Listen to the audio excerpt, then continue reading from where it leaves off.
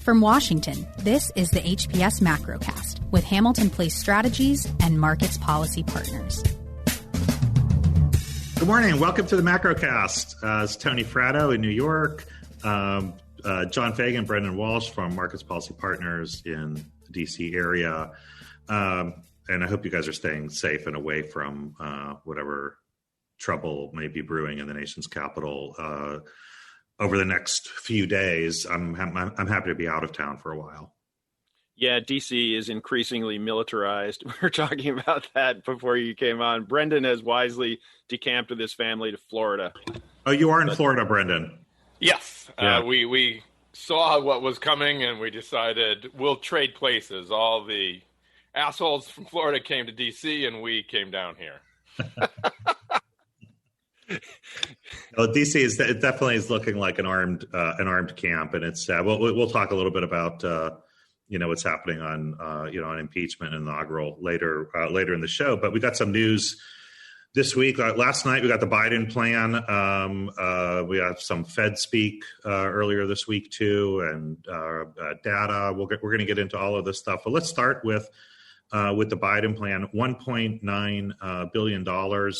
We can break it down, but it is it includes not the $2,000 checks. It's $1,400 to top up the plan that we just passed last month, and that is making its way out into the economy right now.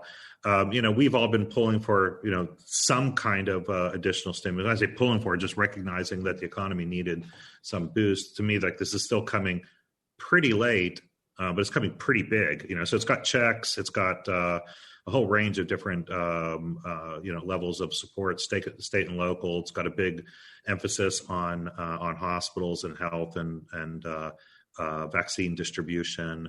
But just broad strokes on this thing, it's huge, isn't it?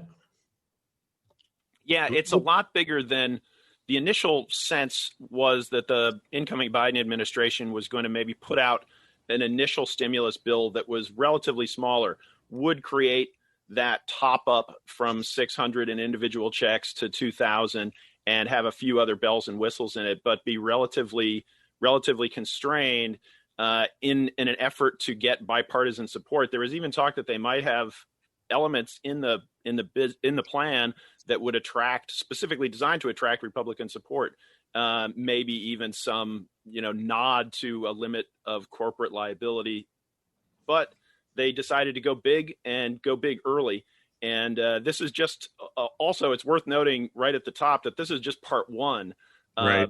When President-elect Biden introduced it, it was introduced as a two-stage fiscal campaign, essentially, with this first one being the Rescue Act, designed specifically at countering COVID, helping families deal with the fallout, helping states and businesses deal with the fallout, which is going to be followed within the first 100 days by the Build Back Better recovery plan, which was left, the details of which were left aside, but it was certainly, this 1-2 punch was how it was characterized. And certainly, Wall Street is now pondering. We've gotten this. We've gotten a lot of anticipation behind this ever since the Democrats swept the Georgia runoffs. There was an immediate shift in the market, even with everything that was happening in Washington, D.C., all the chaos. As we talked about last week, the market kept marching higher in anticipation of this more muscular stimulus that was coming down the pike with unified Democratic control. And you can see it in the way markets have traded. There's been a big run up in growth sensitive stocks. The Russell 2000 index, for instance, which is the smaller cap businesses that are much more dependent on U.S. economic growth than some of the tech companies in the NASDAQ. The Russell 2000 is up 9% year to date. That's an incredible run. Amazing. The Treasury yield curve, which steepens in anticipation of better growth, is considerably steeper. We've seen just across the board price action be consistent with this expectation of fiscal stimulus coming in a major way and supporting the economy. But, when you have that anticipation, very often you get sort of a sell the news, what they call dynamic. Once the actual plan is put forth, then instead of anticipation and hope and excitement, you really start to investors sharpen their pencils and say, are they really going to get this big, huge battleship of stimulus through the narrow straits of the Democratic majorities in the House and Senate? And focus on things like, President-elect Biden also alluded to the fact that tax increases were going to be part of the second tranche here, the recovery part. No details on that. And so it's up to investors' imaginations as to what that's going to look like. So I think that part's really important, because going back to Tony's point that we're late on this stimulus. Mm-hmm. And people kind of think that doing things through reconciliation is just this magic thing you can do quickly. It's really hard. And we need this money right now. So my gut tells me that Biden went kind of big and threw some things in there that he knew was going to be taken out, like $15 minimum wage, as okay, start at 2, knowing that you're going to end up at 1 to be able to get 60 votes in the Senate, and that this thing can be done, by say February, because in the end, the Biden administration their legacy is going to be how quickly we get people vaccinated and how quickly we get the economy back on its footing. So I think he needs to have a bipartisan quick bill and take basically whatever the Republicans will give him. Well, it'll be interesting to, now that the Republicans are so divided, we obviously saw the Trump faction in the previous stimulus debate go much more toward upsized spending than in the past, defying Senate Majority Leader McConnell at the time. And that split is still there. There's clearly a sense among the incoming Biden administration that maybe they can attract some of these populist Republicans to cross the line and vote for some of these upside spending packages, despite the change in administration. And part of this is perhaps supported by the message that came out of the last election cycle, which is blocking stimulus is a vote loser. And I think that's a message. Well, the difference, obviously the dynamic difference that you're going to have this time around relative to last time around is, those Republicans are not going to have Mitch McConnell to protect them in terms of what they can, what they're going to get a chance to vote on. And so, because the floor is going to be controlled by Chuck Schumer. So, you could say what you're for or against, but if you think there are parts of this bill that you like and parts that you don't like, Mitch McConnell could keep it off the floor. But now Republicans are going to be forced to vote on something that where they may have to accept some things they don't like if they want to vote for additional help on vaccines and other things.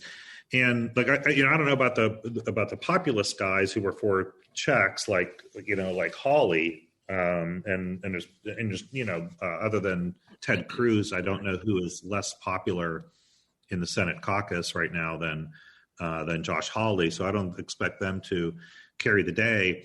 But you still have that other set of centrist Republicans and Democrats. So Joe Manchin, Democratic senator from West Virginia, is not in favor of $2,000 checks. All right. So, but he is in favor of increasing unemployment benefits. No question. Like that. Yeah. So that's where that's what you said to answer. I mean, John, you asked the question. Is is it going to be $1.9 trillion?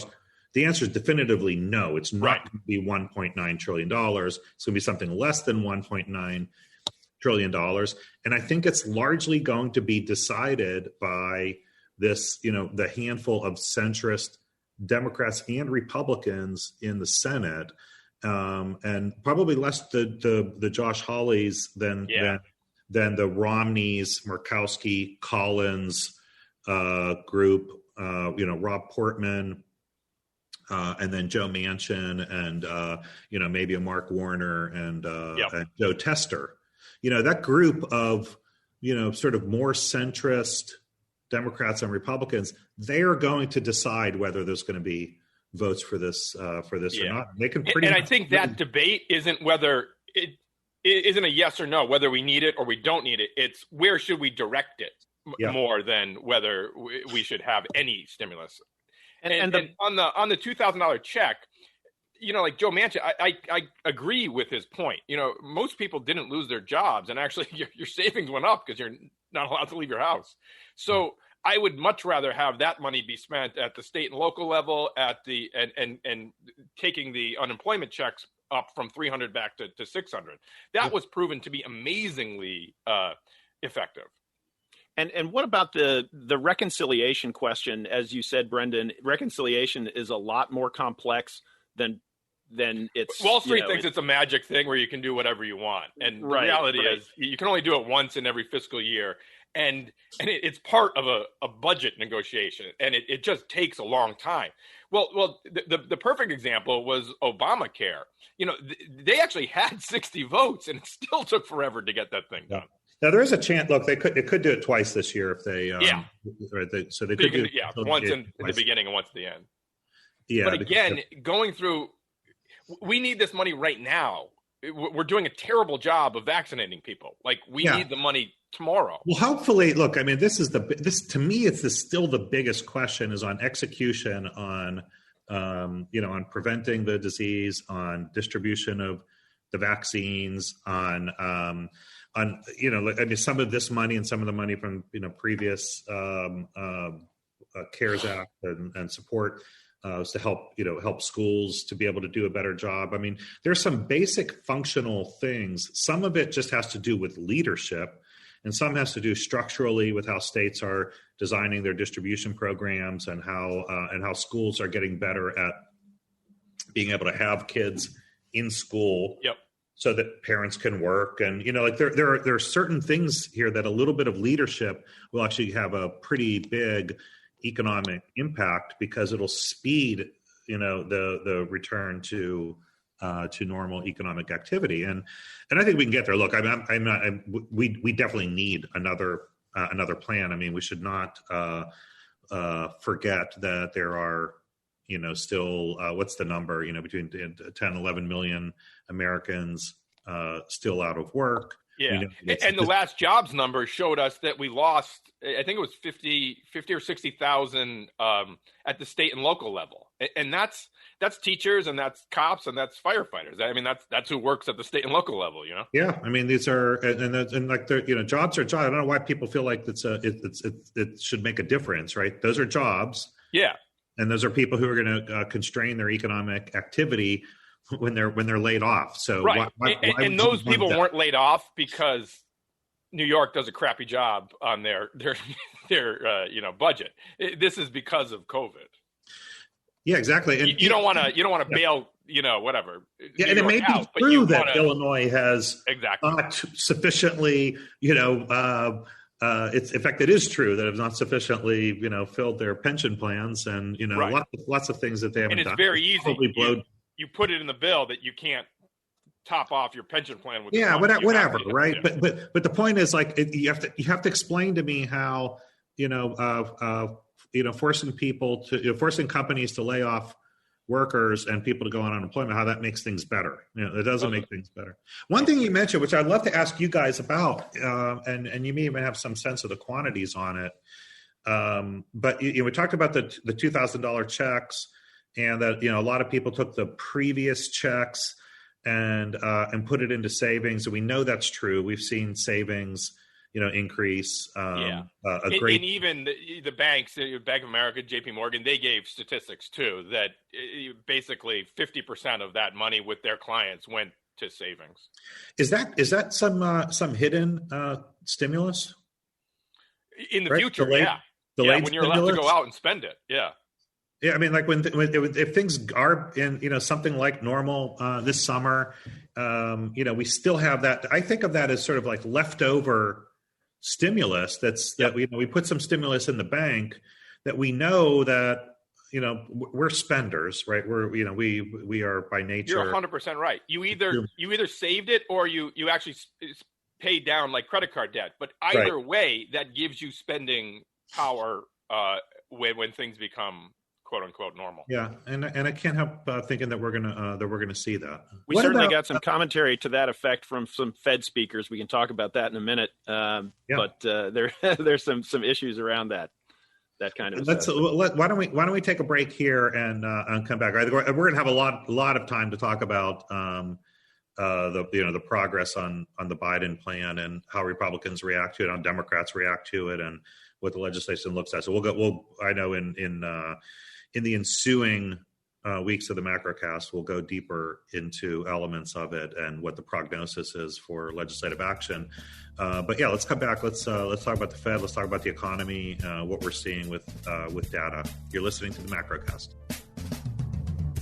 Markets Policy Partners provides sophisticated financial market analysis that is independent, accessible, and actionable for a broad audience. Learn more at marketspolicy.com or visit them on Twitter @marketspolicy. And we're back on the Macrocast. John, we got Powell this week, in his sweater, in his kitchen. I think we have to start calling him the chef. Yeah, like Powell in his kitchen, talking. I thought was pretty good. But he had a lot to say about the economy and about where where they see the outlook. We also got some data this week. But how did you read what we heard from Powell and Clarida and others? Well, when it came to Fed speak this week, there were a lot of cooks in the kitchen, maybe too many cooks in the kitchen, and we certainly got some mixed recipes here at the outset of the week. And actually, this began last week with some commentary from particularly regional Fed presidents that was focused much more on what we were talking about just before the break, that medium-term expectation of a real slingshot in the economy in the second half. That's certainly a possibility. And the pent-up demand, the pent-up savings, the pent-up need for experiences and interest in getting out. And that is a tantalizing and delightful prospect for all of us. And it certainly has been in the thinking of FOMC members as well. And some of the commentary earlier in the week really was about how this has, particularly with the fiscal stimulus coming online too, this has brightened up the economic horizon. And this has led to, some discussion about, the potential timeline for withdrawal of some of the extraordinary stimulus measures, particularly the quantitative easing, which is the asset purchase program, aka QE. Mm-hmm. And there was, discussion among some of the speakers last week and early this week about, what kind of timeline we might use for wrapping or beginning to taper this program or wrapping it up. And Atlanta Fed President Bostic was theorizing that potentially the economy could be so good by the summer, and others as well said that this might be so good by the summer that it might be time to talk about the taper.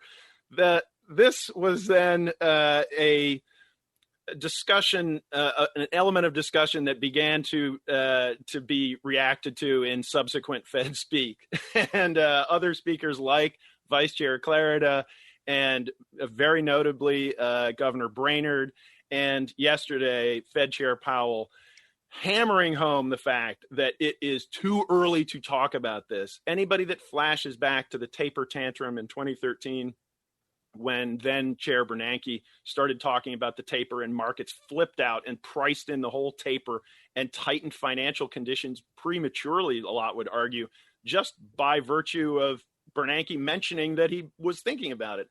And I think that we've seen this, Powell isn't going to be enforcing like omerta, like the code of silence on tapering, but he was pretty forceful in his characterization of this being just way too early to talk about. And that's something personally I agree with. We've got to get there first. Yeah. And with a program like QE, which is very much based on expectations, if you put it in place, they just set that policy in December, and they're going to continue on their $120 billion a month purchase trajectory until further substantial progress toward their goals. Well, guess what? We haven't seen, that's been a couple of weeks, and we've seen the opposite of progress. We've seen things going in the opposite direction. So I think Powell has made a lot of sense here. I think the markets are hypersensitized to this kind of taper talk. And I think Fed officials have to be incredibly careful with what they say. Yeah, you're totally right. Like most of economics is based on looking at data from previous things we've done and predicting that it will be in the future. The last time we did this was in the late 1918, We have that, and the Roaring '20s happened, but the economy was very, very different then. So let's just be cautious and let's overdo it and make sure that we're actually back to normal before we start talking about tightening things. Well, it's some evidence to sort of how far we are, from normal. I mean, you guys talked about the jobs report last week, the November jobs report. We saw claims yesterday back up near 1 million initial claims. Retail sales this week did not paint a pretty picture for December. Again, it's one of those things. And well below expectations. The economists were thinking it would be flat, and it was flat to slightly positive. And it was, even online sales went down, which has never happened. Which that's a real signifier. That's very troubling. And one of the things that Fed Governor Brainerd brought up in her speech this week was reminding the Fed that their new formulation on full employment is focused specifically on the lower income segments. And that even as bad as the headline numbers on the jobs market look right now, they're way worse the further down you go down the income ladder. And she estimated that lower income segments have 20% unemployment. And that is, that should be the laser-like focus here. Healing is not, going to be prioritized for the segments that have kept their jobs and are still, and the ones that we've mentioned saving up a lot of money and getting ready for, that summer trip that they had to defer last year. Boy, is that not the case for a huge segment of the U.S. population. And the Fed is going to be focused on them. Janet Yellen, as Treasury Secretary, is going to be laser-like focused on that segment, given her, her labor market background and her background there at head of the Treasury. So I think my guess is that ultimately this resolves into an all hands on deck, Fed and Treasury pretty aligned at trying to make, trying to lift that most impacted segment up. And on the online sales, I'm pretty amazed because I'm 1,000 miles from my house, but Amazon still seems to know where I live and delivers packages every day. I have no idea how it happens. Yeah, it's kind of nice. It is amazing that number could go down in December of all months. Yeah. But maybe people did their shopping early. Is that possible? Well, you had a lot of time on your hands, right? Yeah, that's true. Still, look, I mean, in terms of the way the economy's changed that way, we used to get giddy when we'd see a box on our doorstep, Yeah. Now it's like another box and. Yeah, I got to open it and then put it in recycling. But the numbers are, the numbers are troubling and not to beat a dead horse, but I think that stuff, what we saw in November, December was preventable. And now we're just going to have to hope that what's, making its way into the economy now from the previous and the ensuing relief plans are able to exactly. Yeah. Those, but they're going to get. You're going to get the Hill understands how bad the situation is, and it helps get a bipartisan bill passed quickly. And obviously the stimulus here in this first round of stimulus spending is trying to treat the most acute symptoms of the pandemic, and the second tranche is that investment. The investment in infrastructure, the Build Back Better approach. It's a much longer time. It's a much longer timeline. The appointment of Mayor Buttigieg as the transportation secretary is a signal that they don't want Infrastructure Week to be a punchline. Tony, I don't know. When you were at Treasury, did you ever encounter the plan for a U.S. infrastructure bank? Yes. Yeah. It was a recurring. It was a recurring idea. And I found I usually argued against it because we have banks, like we're not short of banks, and there are pieces of infrastructure that will always have to have some government subsidy to them. by their very nature, you cannot do large infrastructure without some government subsidy. It just wasn't obvious to me that a national bank was the best way to supply that subsidy. And people get crazy when you start talking about, like, if you're a Republican and you talk about subsidy and not with like making the hex sign over it. It's like, no, like the subsidies are good for doing all kinds of large infrastructure that will service a whole range of regions and populations. Like, there is no way to do it absent a subsidy. I just think it's just easier to just appropriate the money. Like, we borrow at the world's lowest rates. Why wouldn't the Treasury just sell some paper and finance the subsidy portion of infrastructure rather than have it to go through this thing that called a bank that needs to be administered and additional fees and whatever on it and pay it back? I mean, why? Like, I don't understand why you pay it back. Just states can raise money for their part of it. Some part of it, some certain kinds of infrastructure lend themselves to tolling to pay back part of it. But to me, that's like, I don't know why you wouldn't just take the world's lowest borrowing costs in the world and apply that to this public good, which is a road, an airport, a port, those kinds of things. Yeah, I'm no expert on infrastructure, no question about it, but that the role of the states and obviously the ability of the federal government in the current arrangement to guide some of that, clearly the Transportation Department has a role in it, the Treasury does too, but infrastructure is complex. And I think when people look back at the Trump administration, one of the big questions will be, why didn't he do it? And that was something that was in his campaign when he was running for election in 2016. It was a big part of his campaign. It sort of fit his brand. He's a builder. He's a developer. And it was supposed to be this, I was in the Treasury at the time. And so there was a lot of confusion about exactly what the Trump administration would open up with. And when they opened up with healthcare, there was a gigantic head scratcher. That was maybe the sort of Pence wing of the Republican Party getting their say and, dance with who brung you. We won on healthcare. So try that first. Yeah. They pivoted to taxes. And then the question was, after they did taxes, what was next? And it was sort of a, from where I was at the Treasury, it was really kind of a horse race between China policy and infrastructure. And it's no coincidence that once the China policy came to the forefront of what they were going to be focused on for 2019, Gary Cohn left as director. Let me tell you my take on that. My take on that is this: is that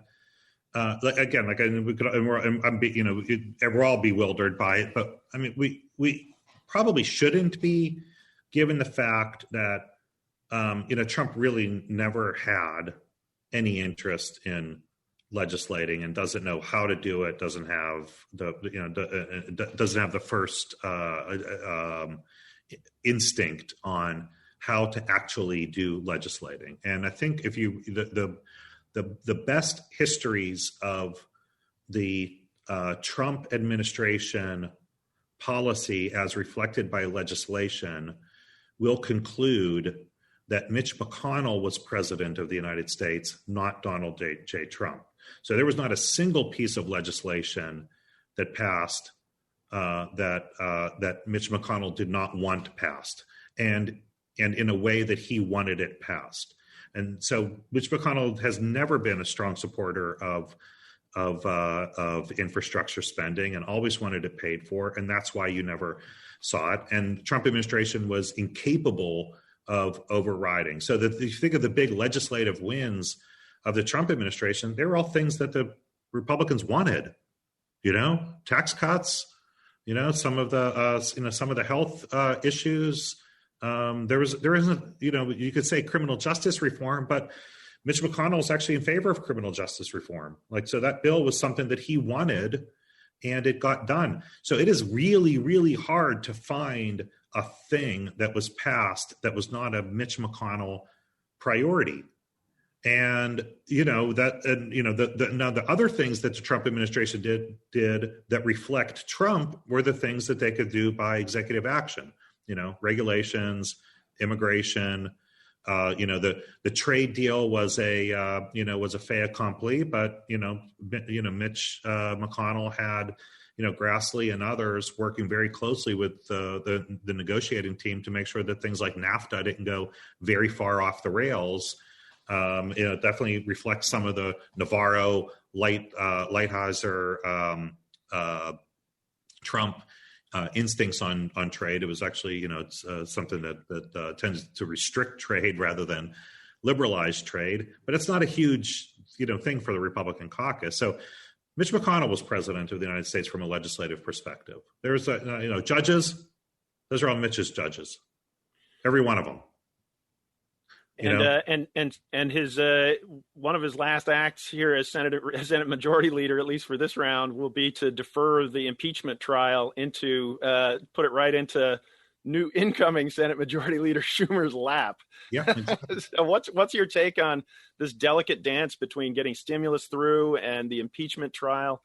How does this shake out? And nominations, of course. We haven't started that at all, right?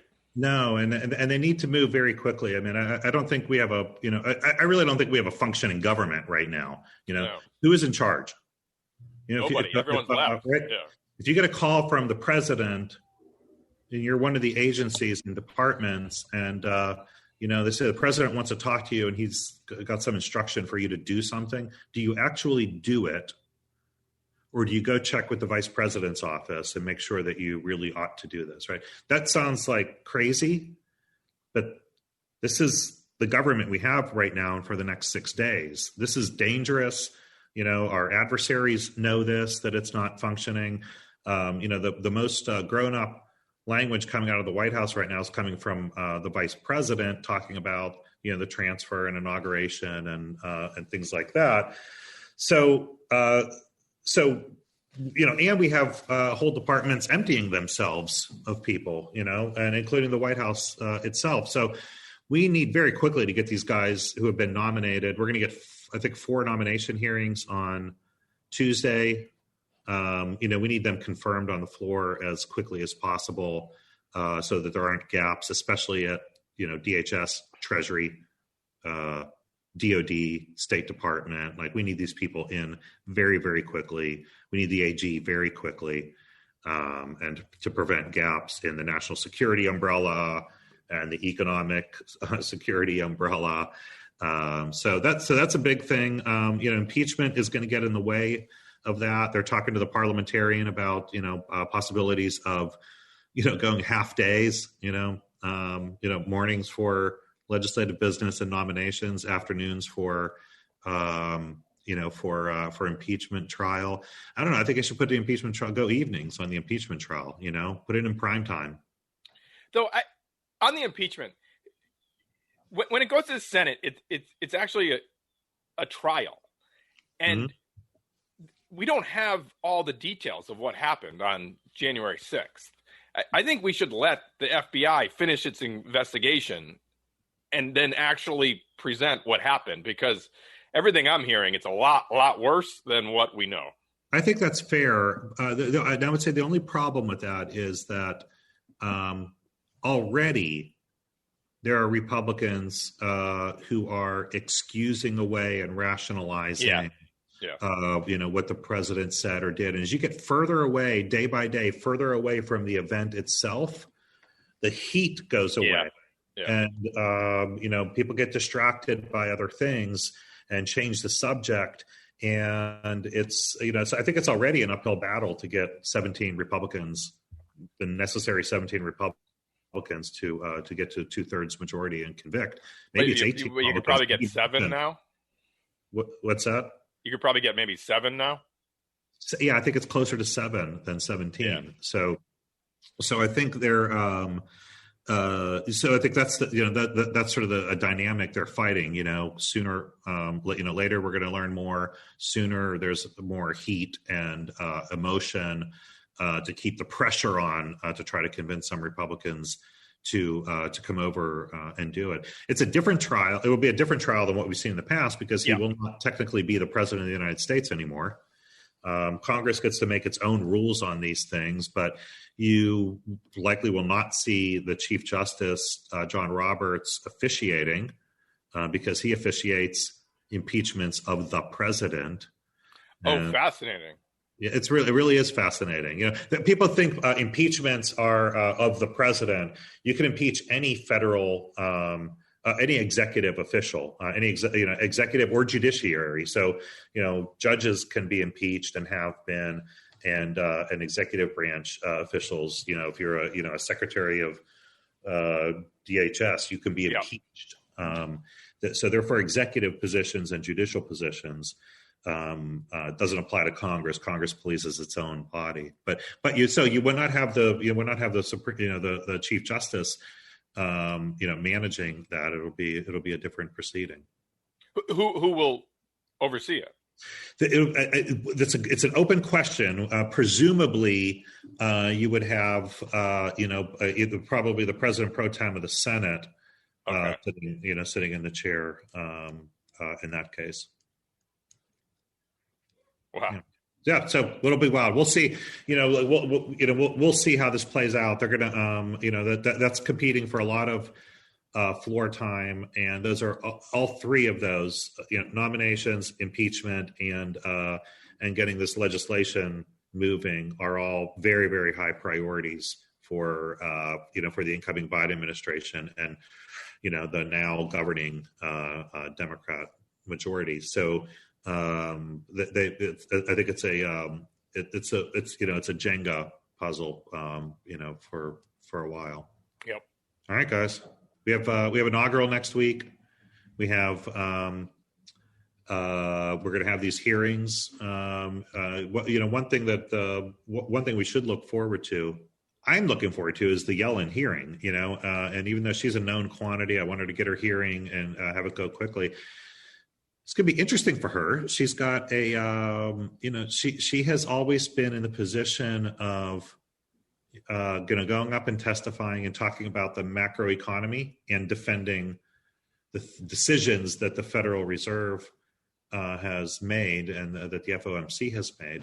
Now she has to go up as a salesperson, selling policies. And sure, she's still going to talk about the economy, but she's going to have to answer a lot of questions on their intentions with the stimulus bill and independence of the Fed and Treasury and how that's going to work given her experience and oversight and regulatory issues that were of a broader segment of the economy than what she had her eyes on as Fed chairs. I think it's actually and international, where usually Fed doesn't focus on the U.S. economy, not so much on the the global economy. Yep, exactly right.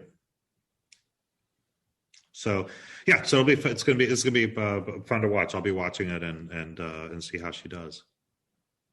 And then we have the inaugural, and hopefully it's a safe inaugural. You hate to see, like you said, you hate to see.